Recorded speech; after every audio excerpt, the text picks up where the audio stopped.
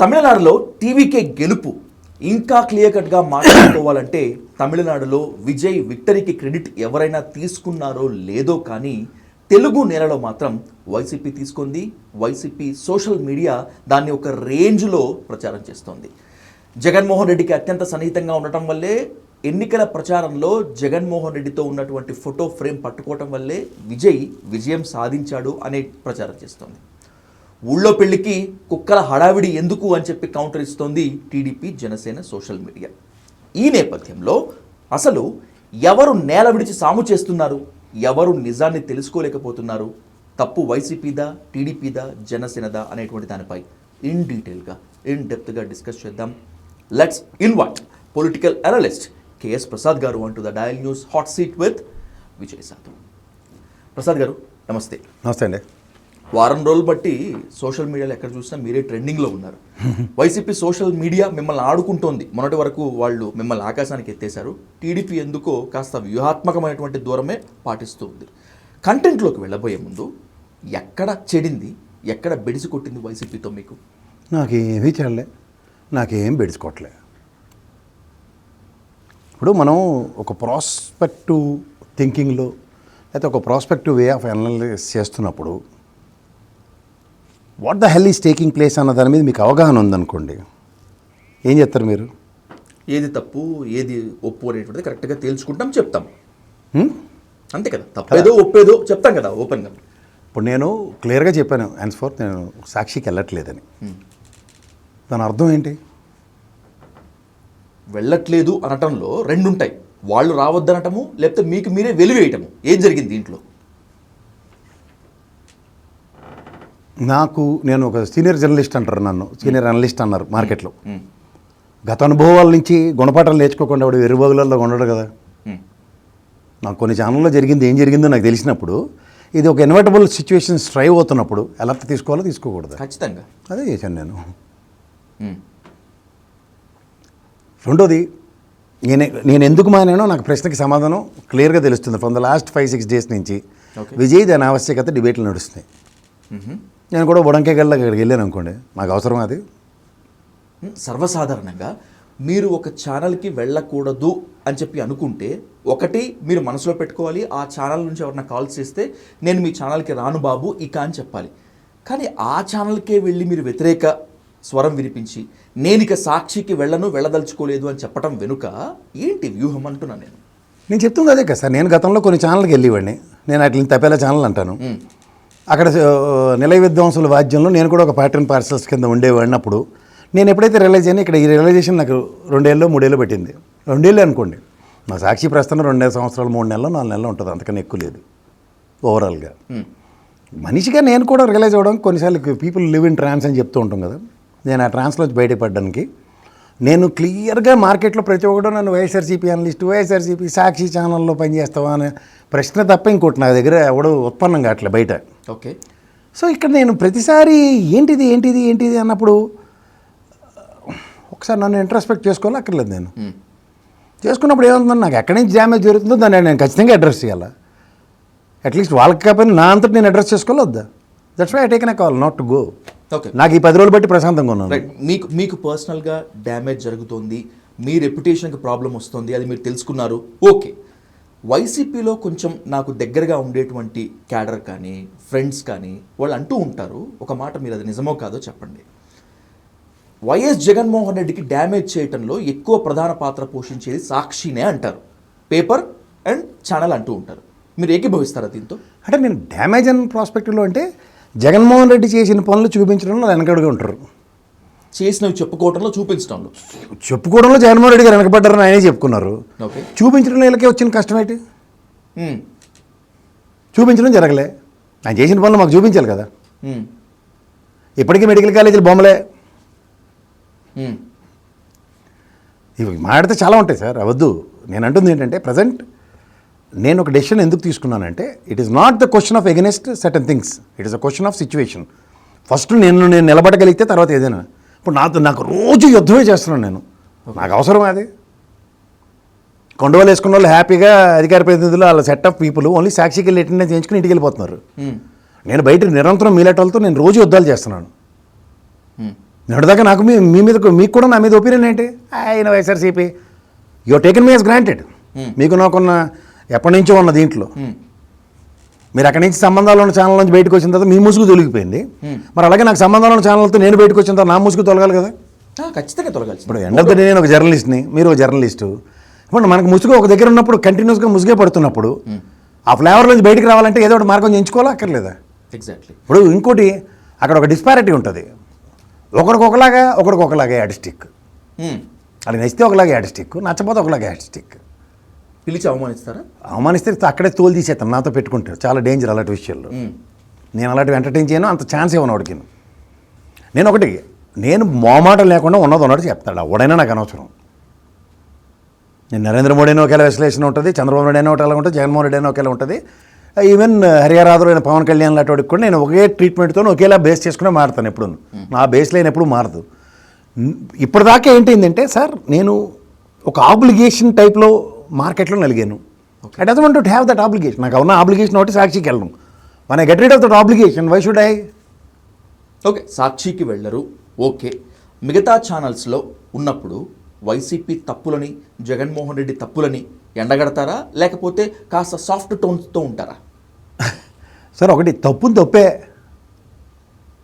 తప్పు కాకుండా ఏముంటుంది? ఇప్పుడు అమరావతి ఉంది, నా స్టాండ్ ఎప్పటికీ నేను ఫ్రమ్ ద డే 1 నుంచి చెప్తున్నాను, శాశ్వత గజెట్ దానికి కావాలని.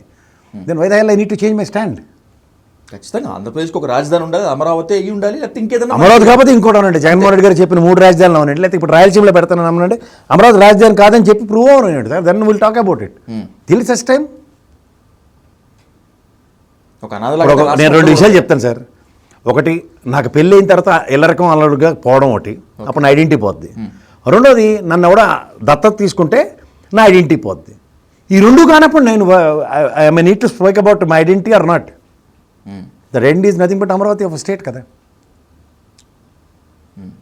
నేను ఎన్నో డిబేట్లో బాలకోట వెళ్ళాడుతాను, తెలుగుదేశంలో ఉన్న ప్రతినిధులతో ఆర్గ్యుమెంట్స్ ఆర్ వెరీ క్లియర్. నాకు అమరావతి రాజధాని వ్యతిరేకవా, నువ్వు వైఎస్ఆర్సీపీ సపోర్టర్వా అన్న బొంబాడింగ్ అంతా భరిస్తూ నాకు అవన్నీ వద్దు, శాశ్వత రాజధాని గజెట్ తెండి అని చెప్పిన తర్వాత గజెట్ వచ్చిన రోజు నా స్టాండ్ మారాలంటే ఎలా అవుద్ది? గజెట్ వచ్చిన రోజు జగన్మోహన్ రెడ్డి గారు మావిగాని అన్నారు సార్. నా స్టాండ్ అప్పుడు మారినంటే నేను ఎదవని అర్థం. ఓకే, అప్పటిదాకా నేను మార్కెట్లో ఉండి నేను మాట్లాడుతూ స్టాండ్ అన్నప్పుడు ప్రతి ఒక్కటి ఇలా గల్లపట్లు లేపుతున్నాను. జగన్మోహన్ రెడ్డి మావిగన్ కాన్సెప్ట్ తెర మీదకి తీసుకొచ్చినప్పుడు జగన్ వ్యతిరేక మీడియా మొత్తం అంతా ట్రోల్ చేసింది. జగన్ ప్రో మీడియా దీన్ని ముందుకు తీసుకెళ్ళింది. ఇప్పుడు విమర్శిస్తారు, తర్వాత యాక్సెప్ట్ చేస్తారు అని చెప్పి అన్నారు. ఇప్పుడు మావిగన్ అనే కాన్సెప్ట్కి మిగతా వాళ్ళంతా భయపడిపోతున్నారు అని చెప్పి అంటున్నారు. ఈ 2 వాదనలు అన్నింటిని చూశారు కదా ప్రసాద్ గారు. ఏంటి అసలు వాట్ ఈస్ మావిగన్ కాన్సెప్ట్ మీద మీ క్లియర్ కట్ స్టాండ్ ఏంటి, మీ ఒపీనియన్ ఏంటి? ఇప్పుడు సిఆర్డిఏ పరిధి అదర్ దెన్ ఒక 13 కిలోమీటర్స్ మచిలీపట్నం పోర్ట్ దారి తప్ప మిగిలినంత సిఆర్డిఏ పరిధిలో ఉంది. నేను ఎప్పుడో మనకి సాగర్మాల రోడ్డు 13 కిలోమీటర్లు కూడా వేసేస్తే it all false in CRDA territory. Point 1. ఇప్పుడు మనకి హైదరాబాద్ రాజధాని అండి తెలంగాణకి. గ్రేటర్ హైదరాబాద్ రేడియస్ 7 జిల్లాలతో కూడింది. దగ్గర 180 కిలోమీటర్స్ రేడియస్. ఎవరైనా ఆపగలిగారా? ఇక్కడ ఉదాహరణకి మనకి మీరు కామారెడ్డి వెళ్దాం, గ్రేటర్ హైదరాబాద్లో ఉంది కదా. మేడ్చల్కి వెళ్దాం, గ్రేటర్ హైదరాబాద్లోనే ఉంది కదా. శంషాబాద్కి వెళ్దాం, గ్రేటర్ హైదరాబాద్లోనే ఉంది కదా. ఇవన్నీ రాజధాని అని పేరు ఉంది దానికి, అనం కదా దాన్ని. అవును, part and parcels of greater Hyderabad. అలాగే అమరావతి రేడియస్ని మావిగంతో ముడిపెట్టి గ్రేటర్ అమరావతి అనే కాన్సెప్ట్లో డెఫినెట్లీ ఫాల్స్. విజయవాడ కానీ గుంటూరు కానీ ఏదైనా. ఇప్పుడు గుంటూరు బదులు ఇంకొక ఆఫీసు జగన్మోహన్ రెడ్డి గారు అక్కడ విశాఖపట్నంలో డెక్ బిల్డింగ్ కట్టారు. ఓకే, అలా విజయవాడలో ఇంకో డెక్ బిల్డింగ్ లేదు, ఇంకోటి ఏదో కట్టారు అనుకోండి. అందులో కొన్ని ఆఫీసులు అక్కడ ఉంటాయంటే ఎవరు కాదంటారు? ఇన్ఫ్రాస్ట్రక్చరే కదా బిగ్గెస్ట్ ఛాలెంజ్. అద్దె భవనంలో ఉన్న ఎన్నో ఆఫీసులు ఉన్నాయి, వాటిలన్నింటి కన్సల్టేట్గా ఈ బిల్డింగ్లోకి రండి అని చెప్పి ప్రభుత్వం నిర్ణయం అనుకోండి. ఇప్పుడు ఒకటి ఉంది, ఈ సిఆర్డిఏ పరిధిలో కట్టిన ఏదైతే ఉన్నాయో ఆ బిల్డింగ్ల రెంట్లన్నీ సిఆర్డిఏ కట్టాలంటున్నారు ప్రభుత్వ ఆఫీసులు కూడా. ఆబ్వియస్లీ అదే కదా రూలు. అవును. జగన్మోహన్ రెడ్డి ఒక కొత్త కాన్సెప్ట్ ఇచ్చాడు అనుకోండి మావిగానికి, ఇట్ స్టాండ్ స్టిల్ కదా. తమిళనాడులో విజయ్ గెలుపుని వైసీపీ అనవసరంగా పూసుకొని ఊరేగుతోంది. వైసీపీ సోషల్ మీడియా దాన్ని ఇంకా చిలువలు పలవలు చేసి ఇప్పుడు ట్రోలింగ్కి గురవుతుంది అనేటువంటిది ఓపెన్గా మాట్లాడుకుంటున్నారు. కొంతవరకు అది నిజం కూడా. ఎందుకు తమిళనాడు విక్టరీని, విజయ్ విక్టరీని ఎందుకు వైసీపీ సోషల్ మీడియా అంతగా ఎత్తుకుంది? సార్ వాళ్ళకి వీక్ పాయింట్ ఒకటి ఉంది sir. Weak point Pawan Kalyan entertain చేసుకుంటూ కాలక్షేపం చేస్తున్నారు. ఓకే, వాళ్ళు in the territory of Pawan Kalyan humiliate చేసుకుంటే పని అయిపోతుంది అన్న కాన్సెప్ట్ని ఎక్కువ స్ట్రైవ్ చేస్తారు వాళ్ళు. వైఎస్ఆర్సీపీకి ఉన్న biggest setback. They always in the trap of that particular సిండ్రమ్లో ఉండి పవన్ కళ్యాణ్ అటాక్ చేసుకుంటూ కొడితే అయిపోతుంది అనుకుంటూ ఉంటారు. కానీ జగన్మోహన్ రెడ్డి గారి ఒరిజినల్ ఐడియాలజీ ఏంటో వాళ్ళకి అర్థమవుతుందో లేదో నాకైతే డౌట్గా ఉంది. మీకు ఒకసారి if you can recollect before the elections, ఇప్పుడు 2019లో ఎయిర్పోర్ట్లో మనకి ఇక్కడ కొట్టారు, మాకు టైం వస్తుంది తీసుకోవడం మాకు తెలుసు, పోరాటం చేసే మనస్తత్వం అయింది. సో ఇక్కడ ముగ్గురు కలిపి ఆయన కొడితే మీరు ఇడిపోండి నేను ఎలక్షన్కి వెళ్తానన్న లాజిక్ ఆయన దగ్గర ఉంటుందా? మీరు ముగ్గురు రండి నా సంగతి ఏంటో నేను చూపిస్తాను అన్నదే కదా ఒరిజినల్ జగన్మోహన్ రెడ్డి మనస్తత్వం. అంతే కదా. అందులో హైపోథెటికల్ ప్రతిసారి పవన్ కళ్యాణ్ గెలుపుకుని ఏం సాధిస్తారు? అతను ముందే దండం పెట్టిన వల్ల కాదు మహాప్రభు, నేను చంద్రబాబు నాయుడు వెనకాతలు తిరిగితేనే నాకు రాజకీయ నేపథ్యం ఒక అడుగు ముందుకెళ్తా, లేకపోతే నేను ఎందుకు పనికిరాను ఆయనకే సెల్ఫ్ డిక్లరేషన్ ఫామ్ ఇచ్చుకొని తెలుగుదేశంలో శాత తీరుతుంటే రోజు నిద్ర లేపడం పవన్ కళ్యాణ్ నీత కాదా, ఆ విజయశివుడు ఎలా గెలిచాడు, నీతి ఎలా కాదా, నువ్వైతే ఎలాగా, నువ్వైతే అలాగా, ఎవడికి సార్ ఇది టైం వేస్ట్ కాదు. ఏదన్నా ఇవాళ ఒక 21, 24 స్థానాలు గెలిచి ఆయన ఒక్కడు గెలిచి కనబడుతున్నాడు. 11 స్థానాలకు పరిమితమై మీరున్నారు. ఇప్పుడు వెళ్ళి మీరు ఆయన మీద బేగాలు పోయి ఏదేదో మాడితే ఎవరికి అవుట్కమ్? ఇప్పుడు మీకు వైఎస్ఆర్సీపీకి ఉన్న సెట్ బ్యాక్ మీరు గమనించట్లేదు. తెలుగుదేశం నుంచి ఎవరైతే వైఎస్ఆర్సీపీలో జాయిన్ అయ్యారో వాళ్ళే మౌత్ పీస్లు. ఓకే, వాళ్ళే ఎక్కువ రౌడ్ చేస్తుంటారు. ఆ ట్రాప్లో అందరూ పడి ఉంటారు. గతంలో ఉమ్మారెడ్డి వెంకటేశ్వర్లు రోజా నొచ్చకాయించడం, ఆ తర్వాత కొడాలని లేకపోతే వంశీ, ఇప్పుడు వాళ్ళిద్దరూ గమ్మున ఉన్నారు. ఇప్పుడు ఒక్క రోజా గారు మాట్లాడుతున్నారు మాటకి. ఇప్పుడు రోజా గారు మాట్లాడుతున్న దానికి ఓకే, ఆవిడ ఒక ఆడపిల్ల ఇవాళ నగిరిలో కనుక ఆవిడ గెలిచి ఎంత ఆడ సర్కమ్స్టెన్స్లో కూడా నేను గెలిచాను రాబాయ్ అని వేసుకుంటుంది అనుకోండి, అది వేరు. ఇవాళ ఆవిడ ఓడిపోయింది కదా, ఫస్ట్ థింగ్, పాయింట్ 1. రెండోది ఇవాళ ఒక సిచ్యువేషన్ అట్రిబ్యూట్ ఉన్నప్పుడు ఆవిడ జబర్దస్త్ స్టోరీతో కంపేర్ చేసి మాట్లాడుతున్నారు. నాగబాబుకి అయితే ఒక రూలే, నాకైతే ఒక రూలే. నిజమే, ఆవిడ ఆక్రందన నేను 100% అప్రిషియేట్ చేస్తాను. కానీ సమయం సందర్భం ఉంటుంది కదా. ఒక పక్క విజయ్ ఎలక్షన్స్కి మీరు స్టాలిన్కి మీరు వెళ్ళి సపోర్ట్ చేశారు, ఒక పక్కన ఎవరు రోజా గారు. రెండోది మీరు సత్సంబంధాలు అన్నారు. స్టాలిన్ గారికి జగన్మోహన్ రెడ్డి గారికి ఉన్న సత్సంబంధాలు జగమెరిగిన సత్యం. మూడోది ఆ పెళ్లిలో జగన్మోహన్ రెడ్డి గారు స్టాలిన్ గారిని రిసీవ్ చేసుకున్నారు, విజయ్ గారిని రిసీవ్ చేసుకున్నారు, పక్క పక్కన ఫోటోలు దిగారు. అక్కడ ఒక ఫ్యాన్ అవ్వడో ఒక ఆయన బౌన్సర్కి ఒక ఫోటో ఇస్తే విజయ్ గారు ఒకసారి చూపించారు. ఒక ఉదాహరణకి చంద్రబాబు నాయుడు గారి లాగో లేకపోతే రోజా గారి లాగో జగన్మోహన్ రెడ్డి గారి కనుక తమిళ ఎలక్షన్స్లో విజయ్ గారి తరఫున తెలుగు ఓటర్లు ఎక్కడైతే ఉన్నారో లేకపోతే వైఎస్ఆర్సీపీ సపోర్టర్స్ ఎక్కువ అక్కడ ఉన్న ప్లేసెస్లో ఆయన సపోర్ట్ చేస్తే వాళ్ళు క్లెయిమ్ చేసుకోండి. Okay, there is a meaning of it. అది కాకుండా అవుట్ ఆఫ్ ద బాక్స్ వీళ్ళు ఎందుకు పులుకుంటున్నారు నాకు అర్థం కావట్లేదు. పైపచ్చు మన state provinces are different and Tamil Nadu province are different. ఆయన ఒక ద్రవిడ పార్టీల మొనాటమీని బ్రేక్ చేసి ఆయన ఇండిపెండెంట్గా ఎమర్జ్ అయ్యాడు. ఇక్కడ మీరు కూడా అంతే కదా సార్, తెలుగుదేశం అనే పార్టీని, కాంగ్రెస్ అనే కాకలు తీరిన గందరలు తీరిన పార్టీని, బీజేపీ లాంటి పార్టీని తొక్కి మీ అధికారాన్ని మీరు ప్రూవ్ చేసుకున్నారు. మీరు ఆయనకన్నా ముందు ప్రూవ్ చేసుకున్నారు. మీరు ఎవరి మీద బ్యాంక్ అవ్వలేదు. ఆయన ఇవాళ కూడా ఆ కాంగ్రెస్ వాళ్ళలో లేకపోతే కమ్యూనిస్ట్ పార్టీలో ఎల్లాలని దేవుళ్ళు ఆడుకుని 4 ఇవ్వండి 3 ఇవ్వండి. గతంలో మీ దగ్గర 23 స్థానాలు తెలుగుదేశంలో ఎత్తుకెళ్ళిపోయారు. అలాగే ఇప్పుడు ఏడీఎంకే నుంచి ఎత్తుకెళ్ళిపోయి ఆయనకు వచ్చి 144 స్థానాలు సపోర్ట్ చేస్తే వాళ్ళు కనబడ్డారు. అవుట్కమ్ మీకు జరిగింది ఆయనకి జరుగుతుంది. అక్కడ డిస్ప్రపోర్షనేట్గా జరుగుతుందా లేకపోతే డిఫరెంట్గా జరుగుతుందంటే ఒక విధంగా పవన్ కళ్యాణ్కి విజయ్కి కంపారిజన్ ఏంటంటే ఎలక్షన్స్ ముందు పొత్తు లేదన్నాడు విజయ్, ఎలక్షన్స్ అయిన తర్వాత పొత్తు లేక ఇంకో దిక్కుమాల పరిస్థితే ఉంది ఆయనకి. పొత్తు లేకపోతే ఆయన ఏం చేయలేడు కదా. ఇప్పుడు ఇదే పవన్ కళ్యాణ్ ఏం చేశాడు, నా వల్ల కదా ఒకప్పుడు కింగ్ మేకర్ అవ్వాలన్నాడు, ఎవరిలాగా కుమారస్వామి గారిలా అన్నాడు, అన్నీ చెప్పాడు. చంద్రబాబు గారు జైల్లో ఉండగానే వెళ్ళి దండం పెట్టేసి నా వల్ల కాదు మేము అందరం కలిపి పోరాటం చేస్తున్నాం, నాతో ఇంతే అని. ఈ రీసెంట్ పాస్ట్ ఆయన స్టేట్మెంట్స్ కూడా చూడండి, ఈజ్ కన్ఫైన్ టు హిమ్సెల్ఫ్. దాని ఒరిజినాలిటీ ఏంటంటే నేను ఇంత అభివృద్ధి చేయలేను, ఇంత ఇండస్ట్రియలైజేషన్స్ కాటికి నా వంతుగా నేను ఏం ప్రయత్నం చేయలేను, దీంట్లో అనుభవజ్ఞుడు నేను చంద్రబాబు నాయుడు గారికి నేను సాయం చేసుకుని బతకాలే తప్ప రాజకీయ అనుభవం సంతరించుకోవాలి నేను అన్న కాన్సెప్ట్లో ఉన్నాడు. Vijay is not like that కదా. పోనీ ఇవాళ మీరు విజయ్ గారితో కంపేర్ చేస్తే ఒక 6 నెలల్లో 3 నెలల తర్వాత ఒక అవకాశం మీకే చెప్తున్నాను. ఆయన ఫస్ట్ రాగానే ఫస్ట్ ప్రయారిటీలో స్కూల్ దగ్గర గుడి దగ్గర ఇలాంటివి ఏమైనా ఉంటే ప్రార్థనా మందిరాలు అన్ని దగ్గర బ్యాంక్ షాపులు తీసిండి 780 పైచీలకలు ఉన్నాయంటే తీసుకోమన్నాడు. 2 వారాలు టైం ఇచ్చాడు. అదే పని అపోజిషన్ పార్టీకి ఇదే ప్రెషర్ గవర్నమెంట్ మీద పెట్టి ఆ పని చేస్తే academic year next week start అవుతుంది, నెక్స్ట్ మంత్, ఇంతలోపుగా స్కూళ్ళు గుళ్ళు పరిసర ప్రాంతాల్లో ఉన్నవన్నీ తీసేయండి అని చెప్పి ఈ ప్రెషర్ పెట్టి ఎస్ మా విజయ్ పవన్ కళ్యాణ్ చంద్రబాబు జగన్మోహన్ రెడ్డి ఐడియాలజీలు ఒకటే అని చెప్పి మాట్లాడితే అర్థం ఉంది. ఇవేవి కాకుండా accumulated pressure needs to be on the opposition ఫ్రంట్గా వైఎస్ జగన్మోహన్ రెడ్డి వైఎస్ఆర్సీపీ తెలుగుదేశం మీద పెట్టే పరిస్థితిని వదిలేసి విజయ్తో కంపారిజన్ అంటే ఏ ప్రాతిపదిక మీద? మీరే ఆయనలో పొత్తు పెట్టుకుని పొత్తులతోనూ అధికారం తెచ్చుకున్న పార్టీ కదా 151 గెలిచి ప్రపంచ చరిత్ర సృష్టించిన వ్యక్తి మీరు ఎలా కంపేర్ చేసుకుంటున్నారు?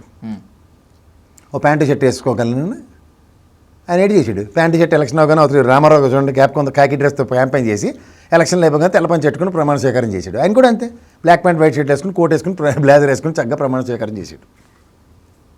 ఏది క్లెయిమ్ చేసుకుంటున్నారు మీరు? టీడీపీని ఇరుకున పెట్టేందుకు, జనసేనను పవన్ కళ్యాణ్ ఇరుకున పెట్టేందుకు లేనిపోని తిప్పలు తెచ్చుకుందా వైసీపీ? విజయ్ని మేదేసుకుని ఊరేగి జగన్మోహన్ రెడ్డి గారు ఊర్లో లేని టైంలో ఇది ఈ కాడ ఎత్తుకున్నారు సార్ వాళ్ళు. యూరోప్లో ఉన్న టైంలో ఏడు చేయాలి అర్థం కాక దాన్ని ట్రావెల్ చేస్తున్నారు. రేపేళ్ళుండో నాకు తెలిసి 2 ముట్టికలు పడతాయి, సెట్ అవుద్ది. దిక్సూచి లేని నావలా నడిపికెళ్ళిపోయి అడ్డా మీద కూలీలు కాదు కదా. ఎన్ని ఇష్యూస్ ఉన్నాయి. ఓ పక్క మెడికల్ కాలేజీలు ఇష్యూస్ నడుస్తున్నాయి, ఓ పక్క మళ్ళీ రెండోసారి టెండర్ పిలవడానికి రెడీ అవుతున్నారు. రెండోది ఈ మెడికల్ దీంట్లో ఎంత స్కాములు జరుగుతున్నాయి, మెడికల్ ఎక్విప్మెంట్స్లో స్కామ్ ఇష్యూస్ ఉన్నాయి. ఓ పక్క అమరావతి రైతులు నీకు 2వ విడత భూములు ఇవ్వమని చెప్పి నిరసనలు. మీకు గతంలో తెలుగుదేశం సక్సెస్ మీరు అమరావతి విషయంలో తీసుకున్న కాడికి జస్ట్ ఇండైరెక్ట్ వెర్షన్తోనే కదా అమరావతి ఉద్యమంలో తెలుగుదేశం పార్ట్ అండ్ పార్సల్స్ అని మొత్తం నెగిటివ్ని పెనట్రేట్ చేసి సక్సెస్ అయినప్పుడు నిన్న పేరు నాయన గారి స్టేట్మెంట్ ఏం చెప్తున్నారు? రాగానే మా వెనక్కి భూములు ఇస్తూ ఉంటారు. చాలా మంచి స్టేట్మెంట్, ఒప్పుకుంటాను నేను. ఇంతలోపుగానే మొత్తం పొకలాన్ రెడ్డి మొత్తం నారాయణ మొత్తం దున్నిపడేసాడు కదా. ఇప్పుడు ఏ ల్యాండ్ ఎవరికి ఇస్తారు చెప్పండి? అమరావతి రేడియస్లో 34,000 ఎకరాలు ఇచ్చారు పాప 29 గ్రామాల రైతులు. ఇద్దాం పోనీ వెనక్కి పొలాల్లో ఇద్దాం. వ్యవసాయ క్షేత్రాలని పనికి రాకుండా చేసి నిరుపయోగం చేసి పడేసి రియల్ ఎస్టేట్కి అనుగుణంగా చేసి పడేసిన తర్వాత మీరు వచ్చి ఏ ఎకరాలు కొలిచి ఎవరికి ఇస్తారు? ఆ వ్యవసాయ యోగ్యాలు అవుతాయా? ఇప్పుడు నిరసనలు తెలియజేస్తుంటారు వైఎస్ఆర్సీపీ. ఇప్పుడు ఉదాహరణకి ఇదే మాట చెప్తాను, కేసీఆర్ గారిని ఎగ్జాంపుల్ చెప్తాను మీకు. ఇవాళ మన ఉవ్వెత్తులు లేస్తున్న తెలంగాణ ఉద్యమంలో ఫ్రంట్ ఫేస్ ఆ రోజు కోదండరామ్ గారిని పెట్టారు. ఒప్పుకుంటారా ఒప్పుకోరా? జేఏసీ చైర్మన్గా పెట్టారు. దాంతో అన్ని పార్టీలు ఐక్యవేదిక అయ్యాయి. చచ్చినట్టు అందరూ రావాల్సి వచ్చిందా లేదా? అక్కడ 2 కాల సిద్ధాంతం తొక్క తోటకూర ఉత్తరం ఇచ్చే పరిస్థితి తెలుగుదేశానికి కూడా వచ్చిందా లేదా? ఇట్లా మనం అమరావతి విషయంలో when you shown your concern towards మావిగాన్ అన్నప్పుడు గ్రేటర్ హైదరాబాద్ రేడియస్లో నా ప్రాస్పెక్ట్ ఇది అన్నది ఎక్స్ప్లెయిన్ చేస్తున్నప్పుడు Amaravati is also part and parcels అని ఎస్టాబ్లిష్ అవుతుందా అవదా అన్నప్పుడు ఎంత మునుపు జరిగిన కాన్క్లేవ్లు అన్నింటిలో సజ్జల గారు కానీ మీరు కానీ మాడుతున్నవి ఎక్కడ అమరావతిని కాంట్రడిక్ట్ చేస్తూ మాడిన ఉదంతాలు లేవు కదా. Will you say yes or no for that? అవును. ఇవాళ రేపు 15వ తారీఖు జరిగే వే కాన్క్లేవ్లో రేవంత్ రెడ్డి గారిని ఎలా పిలిచారు? అక్కడ గతంలో కూడా అందరు జర్నలిస్టులు సజ్జల గారితో కూడా మాట్లాడిన మాటలు ఒకసారి రీకలెక్ట్ చేయండి. That time we consider it is a party stand as for as Amaravati is concern. In the prospect of మీరు 3 రాజధానులు విరమించుకుని రిట్ ఆఫ్ మ్యాండమస్ తీర్పును మీరు గౌరవించినప్పుడు కూడా you have never uttered about మావిగన్. నేను ఖచ్చితంగా చెప్తాను, తెలుగుదేశం నుంచి పారిపోయి బీజేపీలో తలదాచుకుంటున్న ఓ పారాచూట్ బ్యాచ్ ఇచ్చిన దిక్కుమాల ఐడియాకి మావిగన్ అని ట్రాప్లో పడింది వైఎస్ఆర్సీపీ అని చెప్తాను అథెంటికేటివ్గా. కాదని ఉన్నాను కాంట్రడిక్ట్ చేయమనండి. సరే మావిగన్ని మీరు జస్టిఫై చేస్తారు, I'm also agreeing with you. But మావిగన్ అన్నది మీ ప్రాస్పెక్ట్. ఇవాళ సిఆర్డీఏ పరిధిలో మేము ఏదైనా చేసిన అద్భుతం మావిగన్ క్రియేట్ వాళ్ళకి తీసుకుంటారు ఎవరికి తీసుకుంటారు? అవునండి వైజాగ్లో బిల్డింగ్ కట్టాం కదా సిఆర్డీఏ పరిధిలో ఎవరు కాదంటారు అని అడిగారు అనుకుంటారు పొద్దున్న Chandrababu Naidu. You have any answer for that? ఏముండదు. ఇప్పుడు అదే కనుక జగన్మోహన్ రెడ్డి క్రెడిబిలిటీ పెరగడానికి కర్నూలులో బెంచ్ తీసుకొచ్చి పెట్టేసాడు ఉన్నాడు అనుకోండి. 3 రాజధానులు కాకపోయినా నేను బెంచ్ తీసుకొచ్చాను కదా, న్యాయ రాజధానికి నేను కన్సిడర్ చేస్తాను. Just like Mumbai is financial capital అన్నట్టు చెప్పుకోవడానికి బాగుంది కదా. అట్లీస్ట్ అప్పుడు కూడా బీజేపీ మీకు సహకరించలేదు. ఎందుకు ఒప్పుకోరు మీరు ఆ విషయం? ఓకే, రాజధాని విషయంలో అసలు మేమేమి జోక్యం చేసుకోము. రాజధాని ఎప్పుడు ఎక్కడ ఎలా ఉండాలి నిర్ణయించుకునేది రాష్ట్రాన్ని అప్పుడు చెప్పింది కదా సుప్రీంకోర్టుకి ఏకంగా. అవునండి, అది డబుల్ స్టాండర్డే కదా. ఇప్పుడు ఈ స్టేట్ గవర్నమెంట్ ఎగ్జాంపుల్ మీకు మళ్ళీ మనలో చెప్తాను. అమరావతి గతంలో 14 నుంచి 19 దాకా రాజధాని అన్నారు తెలుగుదేశం, నిజమే ఒప్పుకున్నాం. నెక్స్ట్ జగన్మోహన్ రెడ్డి గారు 3 రాజధానులు అన్నారు. 2 కాకుండా వీళ్ళు 10 సంవత్సరాల తర్వాత గెజిట్ ఇచ్చారు కదా సార్, మొన్నటి నుంచే కదా రాజధాని అని. అంటే అప్పుడు వాళ్ళు చేసింది వీళ్ళు చేసింది మొత్తం మోసమే కదా. ఇది ప్రజల ప్రాస్పెక్ట్లో ఎందుకు మాట్లాడరు మీరు? ఎక్కడ ఓడిపోయామో ఎక్కడ కోల్పోయామో అనేటువంటిది వైసీపీ ఈ రోజుకి కూడా జగన్మోహన్ రెడ్డి గారు ఈ రోజు కూడా గుర్తించడం లేదా? లేకపోతే ఆ చుట్టూ ఉన్న వాళ్ళు గుర్తించినవరండి. గుర్తించుకోండి ఏం చేశారంటే ఆయన యూరోప్ పర్యటన అయిపోయి వెనక్కి రాగానే నిన్న గుంతకల్ దగ్గర పామిడికి పెళ్ళికి తీసుకెళ్ళిపోయారు. మళ్ళీ అదే జనాలు అదే ట్రాన్స్ అయినాయి. నేను మీరు ఒకటి గమనించండి సార్, వైసీపీలో ఉన్నటువంటి చాలా మందితో మాట్లాడితే ప్రసాద్ గారు, జగన్మోహన్ రెడ్డి గారి చుట్టూ కోటరీ ఉంది అని చెప్పి చాలా మంది అంటూ ఉంటారు. సరే మీకు వ్యతిరేక మీడియా ఎట్లయినా అంటూ ఉంటుంది, బట్ నిప్పులేందే పొగరాది కదా, ఒకసారి చూసుకోండి అంటే అసలు జగన్మోహన్ రెడ్డి గారి చుట్టూ కోటరీ ఉండే ఛాన్సే లేనే లేదు అనేటువంటిది వాళ్ళ కరాఖండిగా చెప్పేటువంటి మాట. ఇంకా క్లియర్ కట్గా చెప్పాలంటే అప్పుడు విజయసాయి రెడ్డి మీద, ఇప్పుడు సజ్జల రామకృష్ణారెడ్డి మీద, వాళ్ళ మీద వీళ్ళ మీద నిప్పులు గక్కుతుంటారు, విషయం గక్కుతున్నారని చెప్పి అంటూ ఉంటారు. మీరు ఇంతకాలం వైసీపీ రాజకీయాలని, టీడీపీ రాజకీయాలని, జనసేన రాజకీయాలని చాలా కీన్గా అబ్జర్వ్ చేస్తున్నారు కదా. I need a straight and cut out answer. Jaganmohan Reddy గారి చుట్టూ కోటరీ ఉందా, ఉంటుందా? ఒకవేళ ఉంటే ఎవరు ఉంటారు దాంట్లో? నేను కోటరీ అన్నాను, కర్త కర్మక్రియ జగన్మోహన్ రెడ్డి అంటాడు. ఎవ్రీథింగ్ మొత్తం ఆయనదే రెస్పాన్సిబిలిటీ. ఇప్పుడు ఒక ఓటమికి కార్యకర్త స్థానిక నాయకుడు లేకుండా నేను ఓడిపోయిన ఇంట్రాస్పెక్షన్ ఎప్పుడైతే జగన్మోహన్ రెడ్డి గారికి జరగదో ఆయన ఎవరూ కాపాడలేరు. నేను మొమ్మట్లో కొన్ని చెప్తున్నా. ఇప్పుడు మీకు ఆయన 14 party opposition, 19 election thumping majority, next 24 election 11 స్థానాలకు పరిమితం అయ్యాడు. ఒప్పుకుంటారా ఒప్పుకోరా? ఈ ప్రస్థానంలో ఎవరైనా కార్యకర్త కానీ నాయకుడు, స్థానిక నాయకుడు కానీ బాగుపడిన వాడిని తీసుకొచ్చి నాకు చూపించండి. సోకాల్డ్ ఎమ్మెల్యేలు వీళ్ళందరూ బాగుపడిపోయి చచ్చిపోయారని చూపించు. ఓన్లీ అబాండాలు మోసుకొని చస్తున్నారు.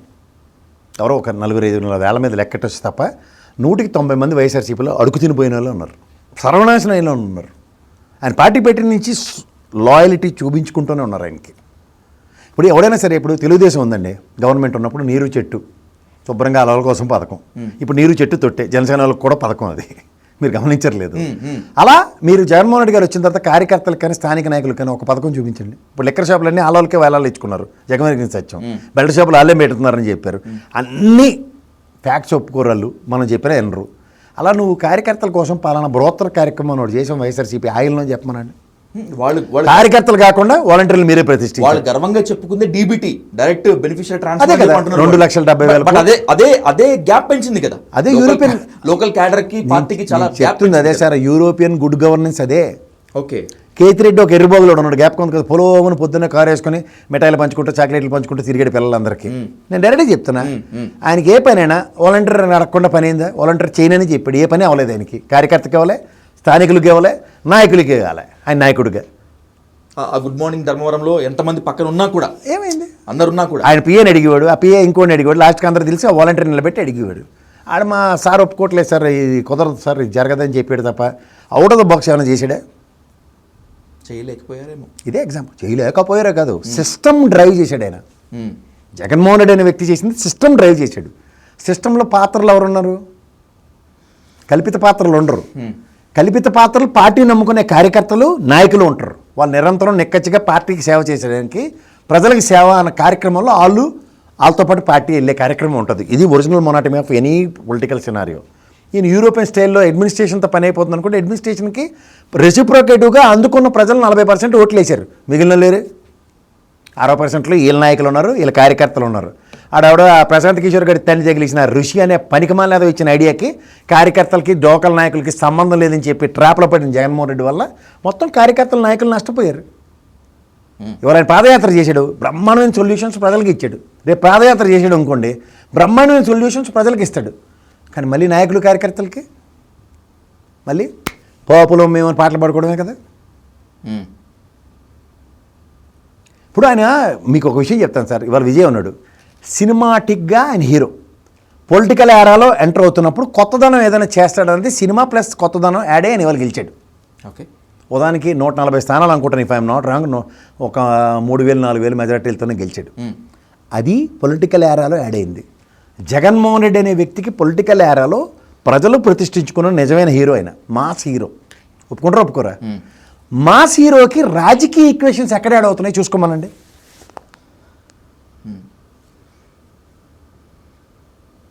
రెండోది అడ్మినిస్ట్రేషన్ ఎలా ఉండాలి? ఆయన పార్టీ పరంగా అడ్మినిస్ట్రేషన్ నేను చెప్తున్నా.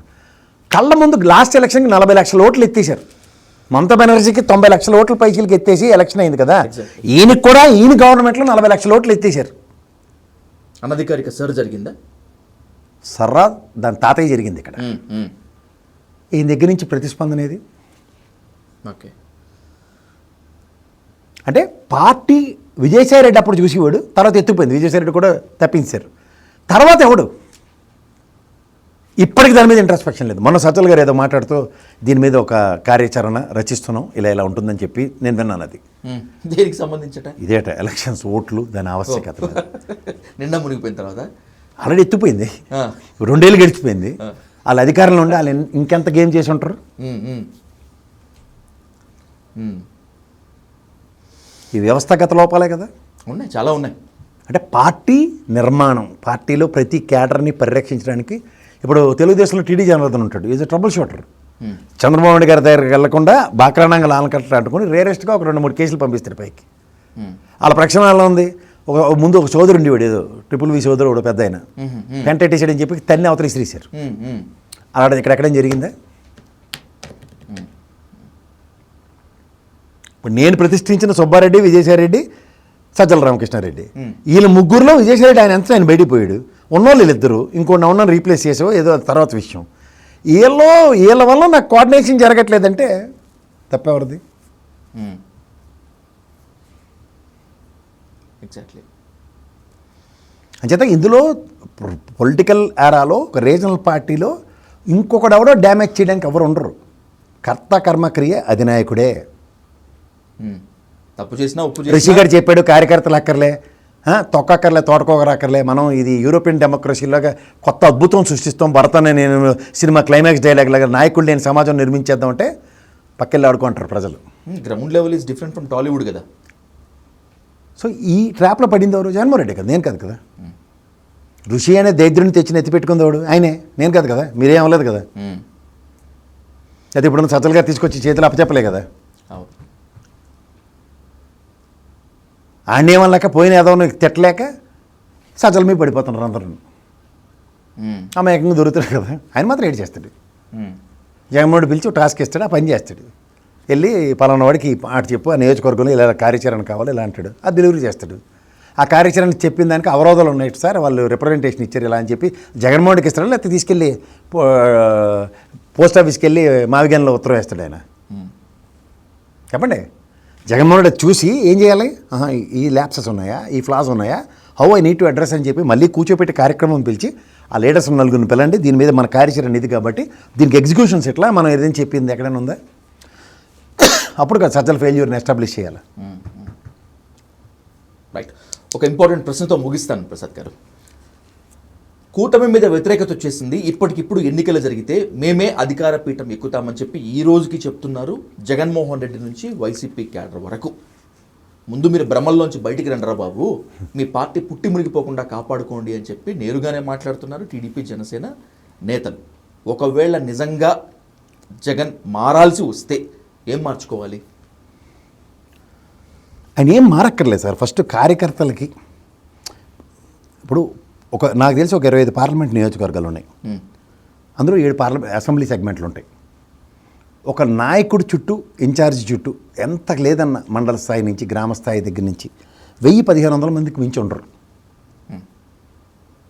ఒక నియోజకవర్గం పార్లమెంట్ సెగ్మెంట్లో ఒక 10,000 మందితో 2 రోజులు ఇంటరాక్షన్ ప్రోగ్రామ్ ఎందుకు స్టార్ట్ అవ్వట్లేదు? ఏమైంది? ఒక పంతి భోజనాలు అందరినీ ఒక లైన్లో అంటే భోజనాల దగ్గరికి వెళ్ళినప్పుడు జస్ట్ ఇట్లా వేవ్ చేసుకుంటూ అందరికీ నేను ఉన్నానన్న భరోసా ఇవ్వడమే కదా. ఇలాంటి కార్యక్రమాలు ఎందుకు జరగట్లేదు? మళ్ళీ వచ్చి మళ్ళీ ప్రజల్లోకి పంపించేస్తే నాయకులు, కార్యకర్తలు లోకల్ లాజిస్టిక్స్ ఏంటో నేను 2 రోజులు ఎందుకు చెప్పానంటే కార్యకర్తలందరికీ భరోసా. మనం ఈసారి ప్రభుత్వం వచ్చిన తర్వాత I will take care of it. Okay, simple. Last టైంలో చూడు, మనం ఈ దిక్కుమాల వాలంటరీ వ్యవస్థతో దన్నోరా బాబు, మేము ఇప్పుడు మా కార్యకర్తలనే వాలంటరీలో ప్రతిష్ఠించుకుంటామని చెప్తే ఏమవుతుంది? ఆనరోరియం 5,000 కదా, 10,000 ఇస్తాను. ఓకే, కార్యకర్తకు భరోసాయే కదా. ఇలాంటివి ఎందుకు చేయరు? ఇవి కదా కావాల్సినవి. ఫస్ట్ ప్రయారిటీ కార్యకర్త, అమ్మ ధైర్యంగా ఉన్నానరా అని ఒక భరోసా వస్తుంది కదా అడిగి. అవును, అయిందేదో అయిందిరా బాబు, ఇప్పుడైనా సరే కొంచెం పర్లేదు మనం అన్నది ఇక్కడ. అలాగే స్థానిక నాయకులకి వాలంటరీ వ్యవస్థ త్రూగా దీన్ని తగ్గించాను నేను. ఇప్పుడు now I will take care of it in a different way. ఇప్పుడు అలా ఉండదు, మన కార్యాచరణ ఇలా ఉంటుంది. మీకు లోకల్ ప్రాబ్లమ్స్ ఏమైనా అర్జెంటుగా నాకు చెప్పండి, నేను దీని మీద ఒక కార్యాచరణ ఇస్తాను. ఎంతండి? 25 నియోజకవర్గాలు ఇంటూ 2 వేసుకోండి, 50 రోజుల కార్యక్రమం. నేను చెప్పింది కదా, మీరు చెప్పారు కదా, జగన్మోహన్ రెడ్డిని బయట ఒక ఇది కట్టాం, దాంట్లోంచి వచ్చి రోజు సెకండ్లు ఇవ్వచ్చు అది ఇది అని. ఉమ్. పార్లమెంట్ సెగ్మెంట్లు తిరగలేడు ఆయన. ఓకే. ఉమ్. ఇప్పుడు జనాలు వస్తున్నారు, ప్రూవ్ అయిపోయింది, జనాలు ఉన్నారు. 40% మీ పథకాలు తీసుకున్న వాళ్ళందరూ సంతృప్తిగా మీ చుట్టే ఉన్నారు, సంతోషం. లేని వాళ్ళు మీ కార్యకర్తల నాయకులే కదా, వాళ్ళ కోసం మీ కార్యాచరణ అనేది. ఉమ్. రీజనల్ కోఆర్డినేటర్ని కూర్చోపెట్టండి, వేరే కులపాలు ఎందుకు లేరు దాంట్లో? కాపు రెడ్డి తప్ప ఇంకెవరు లేరా? వేరే సామాజిక వర్గాలు లేవా రాష్ట్రంలో? పొరుడు బ్యూరో తెలుగుదేశం చూడండి ఒకసారి, ఎంత ఈక్వల్ బ్యూరో మెయింటైన్ చేస్తాడు. మీకు నేను ప్రాబ్లం సొల్యూషన్ మీదే ఉంది. ప్రాబ్లం ఏంటి? తిరుపతి లడ్డు వచ్చింది. బేపన సంఘాలలో బేపన వాళ్ళు ప్రతి నియోజకవర్గంలో 10 మంది 50 మంది బయటకు వచ్చి నిరసన ఎందుకు తెలియచేయలే? తిరుమల లడ్డు అపవిత్రమైనప్పుడు వైఎస్ఆర్సీపీ తరఫున యా ఎందుకు చేయలే? ఇది కదా మీ పార్టీకి కావాల్సినవి. అనుబంధ సంఘాల కార్యాచరణ లేవి, ఎగ్జిక్యూషన్స్ ఎక్కడ ఉన్నాయి? ఐటీ వింగ్ క్రాష్ అయింది మీది, రెడ్ బుక్కి ఈక్వలెంట్గా ఉన్నది పెడతామని చెప్పి మీరే చెప్పారు. ఐటీలో క్రాష్ అయిన వాడిని పెట్టుకుంటే దానికి సొల్యూషన్ లేదా? అక్కడ వదిలేస్తారా? మీరు వస్తేనే మాకు ఏ పనైనా అవుతుంది. నిజమే, మీరు వచ్చారు, రోప్ ఛార్జీలు అన్నారు, పటపటపట వేసేస్తున్నారు, కార్యక్రమణ ఇచ్చారు, జనాల్లోకి వెళ్ళారు, బాగుంది. ఆగే 17,500 కోట్లు బాధ్యతని కానీ వాళ్ళు వదలలే. పార్టీ రియాక్టివ్ మోడ్ ఇది. అట్లీస్ట్ 1000 కోట్లు తగ్గించగలిగారా? తిరిగి పెనాల్టీ వేయించారు ప్రభుత్వానికి. కానీ వాళ్ళు 17,500 కోట్లు బాధడం మాత్రం ఆపలే కదా. అలాగే మీరు మిర్చి యార్డ్ రైతులది, పసుపు రైతులది, మామిడికాయ రైతులది, అరటికాయ రైతులది అన్ని ప్రాబ్లమ్స్ అడ్రస్ చేశారు. సొల్యూషన్ పర్మనెంట్గా వచ్చిందా రాలేదా? ఎక్కడదైనా వదిలేశారా? ముందుకెళ్ళారా? అలాగే మెడికల్ కాలేజీలు 1 కోటి సంతకాలు గవర్నర్ గారికి కాగితాలు ఇచ్చారు అమ్ముకోవడానికి, బాగుంది. మళ్ళీ చంద్రబాబు నాయుడు గారిని రేపేళ్ళుంటే టెండర్లు పిలుస్తూ ఉంటున్నారు. అంటే మళ్ళీ 1 కోటి సంతకాలు గవర్నర్ కాగితాలు అమ్ముకునే కార్యక్రమం, బృహత్తర కార్యక్రమం. ఇదేనా మీ డిజైన్డ్ ప్రోగ్రామ్? స్థానికంగా మెడికల్ కాలేజీలు ప్రతి దగ్గర రిలే నిరాహార దీక్షలు ఎందుకు జరగట్లే? స్థానికంగా రిలే నిరాహార దీక్షలతో పాటు నిరసన కార్యక్రమాల్లో 17 మెడికల్ కాలేజీలో శాశ్వతంగా దాన్ని విరమించుకునేదాకా ఈ రోజు దాకా కార్యాచరణ ఎందుకు లేదు? ఇవి కదా ఫోకస్డ్ ఐటమ్స్. అది మీ ఇంట్లో కార్యక్రమం కాదు కదా సార్ జగన్మోహన్ రెడ్డి సార్, మీ వైఎస్ఆర్సీపీ కార్యక్రమం కాదు కదా.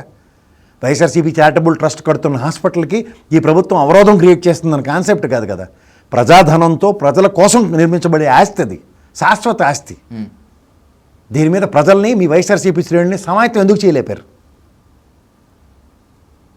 ఇది కదా యాక్షన్ ఫ్రంట్. రైట్, చూద్దాం మున్ముందు జగన్మోహన్ రెడ్డి వైసీపీ విధానాలు మారతాయా? ఒకవేళ మారితే అవి ప్రజారంజక విధానాలుగా ప్రజలకు చేరువయ్యే విధంగా, అన్నిటికీ మించి త్వరలో చెల్లాచెదురైపోతుందన్నటువంటి వైసీపీ క్యాడర్ని కాపాడుకునే దిశగా ఉంటాయా అనేటువంటి దానిపై రాబోయేటువంటి రోజుల్లో ఇన్ డీటెయిల్గా మళ్ళీ మాట్లాడదాం ప్రసాద్ గారు. Thank you much more.